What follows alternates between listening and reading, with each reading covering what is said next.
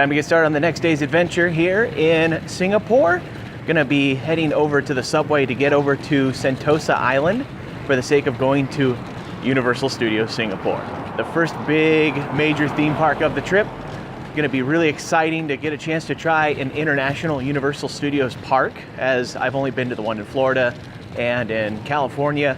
So this will be a new park, new country. It's gonna be exciting. And then after Universal, it'll be time to hop on a bus to go across the border to Malaysia.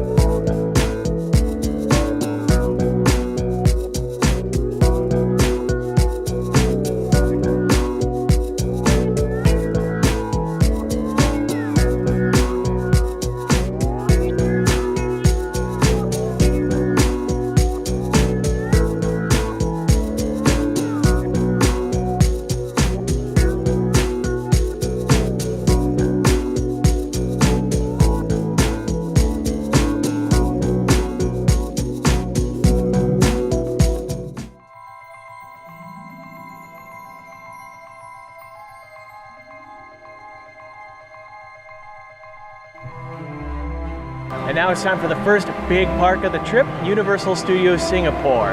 I'm really excited to see what they've got here.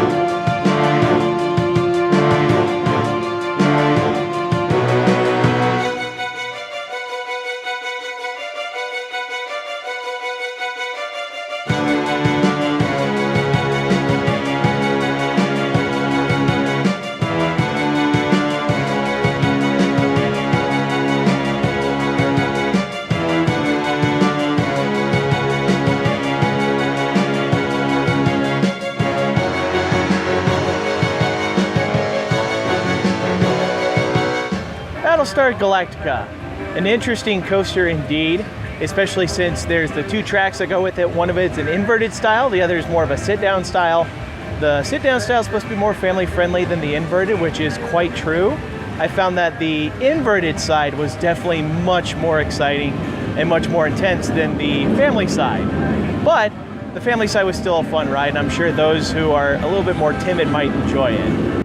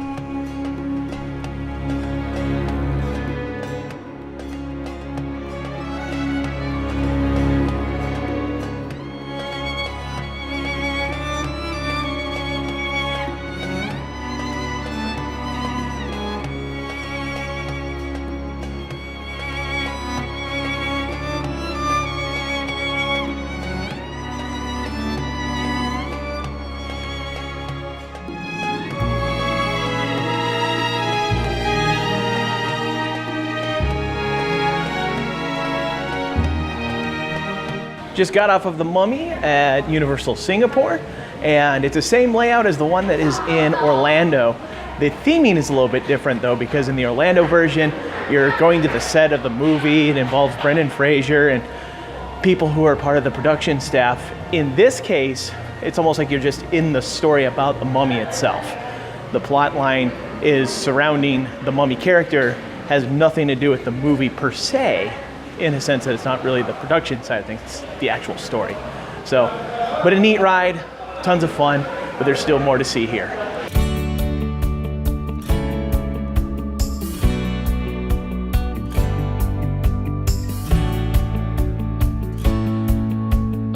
Watering a carton.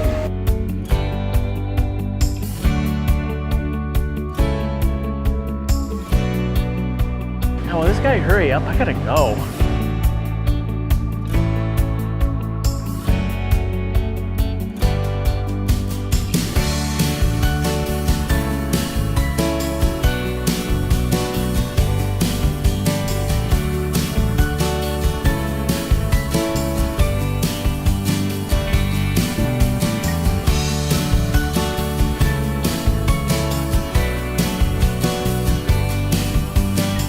Puss in Boots Giant Journey. This is an interesting ride. It's kind of like if you took a Peter Pan style attraction and turned it into a roller coaster. It's not exactly the fastest moving one, but it does have a suspended design to it, and you're kind of in a box, or kind of like a trolley car in a sense. Definitely a little bit clunky because of the size of it, but it was a fun ride. Neat little story to go along with one of the more popular characters off of the Shrek movie franchise.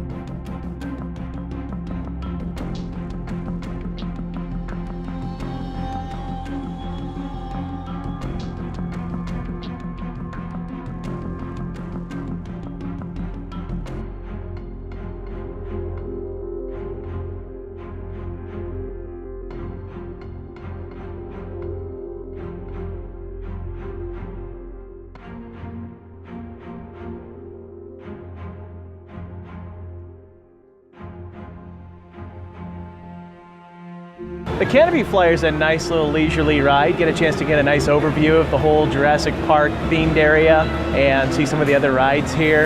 Not the most thrilling ride. It's fairly similar to the Pterodon Flyers at Universal's Orlando, but they don't have the same height restrictions on it.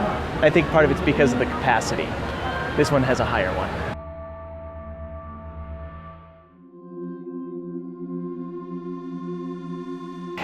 It's gonna get wet, so I got a bag.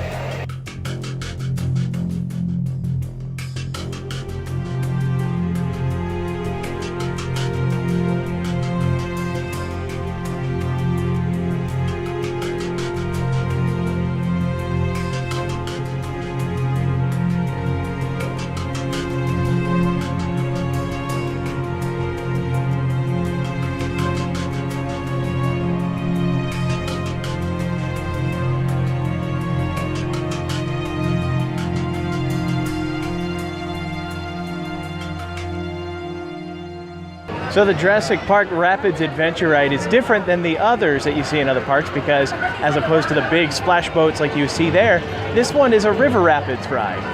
And the way that the boats are set up, there's a little bit of a barricade that your feet sit in, which you would think would protect them a little bit, but instead it ends up becoming like a foot bath. So a little bit awkward, but that's all right. It's a fun ride. It's a nice way to cool off a little bit in the hot Singapore sun. Nice and wet.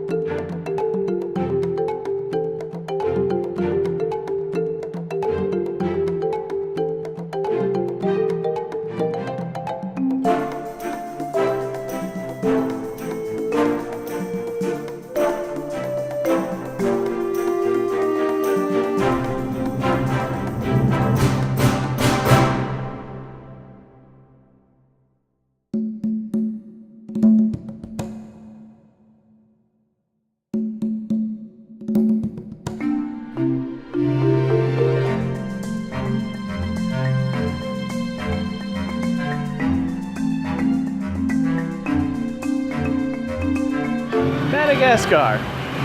It's like the Jungle Cruise meets It's a Small World, only not.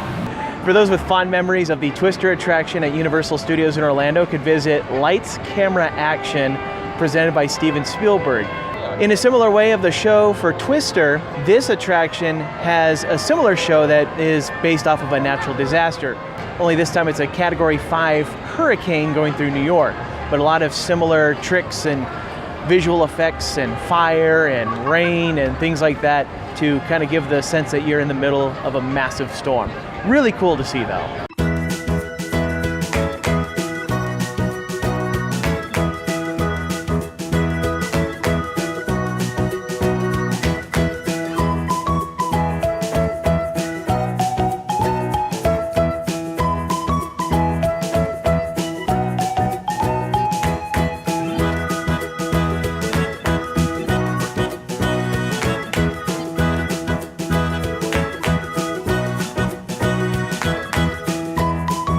Spaghetti Space Chase gives you a chance to take a ride with Elmo and Super Grover in outer space leaving from Sesame Street.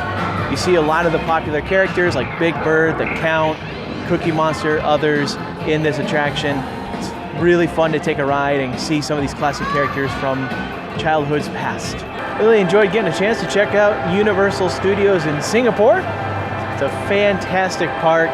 I love the way that they have a combination of popular attractions from the other Universal parks, such as Revenge of the Mummy, as well as the Transformers 3D. And then of course you've got unique attractions like Battlestar Galactica, the Madagascar Crate Adventure, and while maybe not the biggest thrill, definitely kind of a cute ride, the Sesame Street attraction. At this point, got a couple hours to kill, might do some exploring around the resort here a little bit before catching a bus to get to Johor this evening.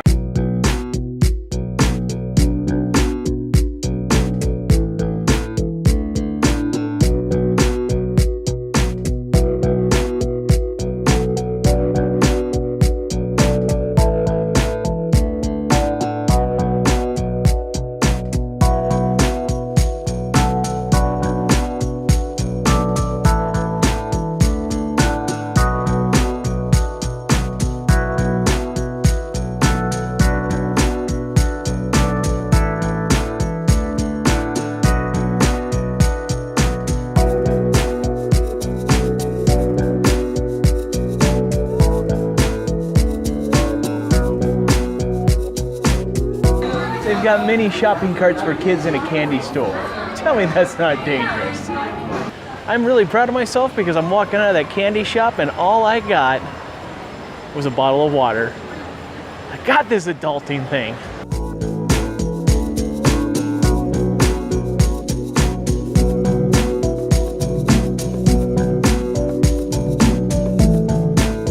So this is really fascinating to me because I found out that one of the laws of Singapore is that in order to go to the casino, you actually have to pay a levy of 100 Singapore dollars.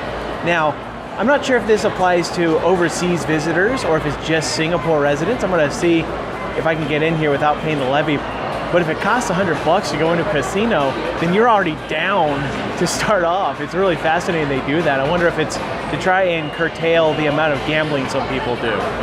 So I just got out of the casino and found out that they do charge the levy for the residents only, and that's, you know, citizens of Singapore, permanent residents, excuse me, but foreign visitors such as myself can go in for free. And it was really fascinating to have a conversation with one of the guards there to ask about why they charge the levy, and essentially he said it was because they want to try to have a little bit of control of the flow of people going into the casinos. You know, they don't necessarily want their citizens to go nuts on gambling and things like that. And so the way I think of it is that I'm the kind of person who, if I go to a casino, I'll take like 4 or 5 minimum bets worth of cash, put it in there. If it's gone, and then I'm done.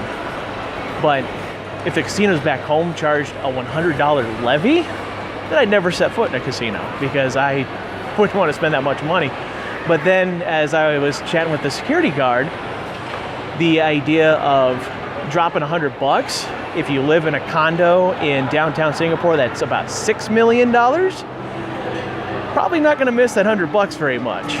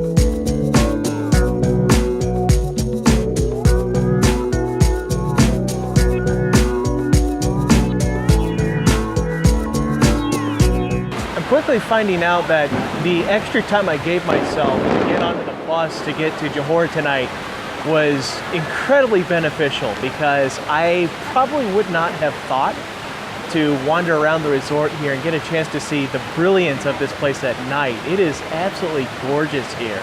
Definitely worth sticking around a little bit after the closing of Universal if it's a day that the park closes a little bit earlier. And the good news is that when it comes time to get onto the bus, it's actually not that far away from the front gate of the park.